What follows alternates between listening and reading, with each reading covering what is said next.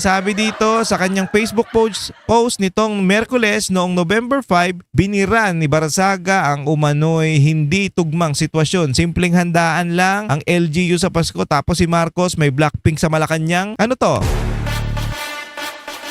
Yeah. Dagdag pa niya, wala na talagang pag-asa ang Pilipinas. Ayon sa mga ulat, nakatakdang bumalik sa ng Pilipinas ang Blackpink sa November 22 to 23 para sa kanilang Deadline World Tour, dahilan para lalo pang umigting ang espekulasyon. Uy, nako.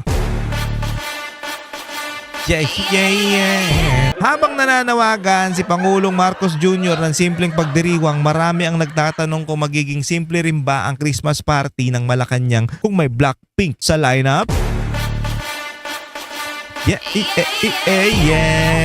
Ang lupit, kakaiba, iba talaga, Blackpink.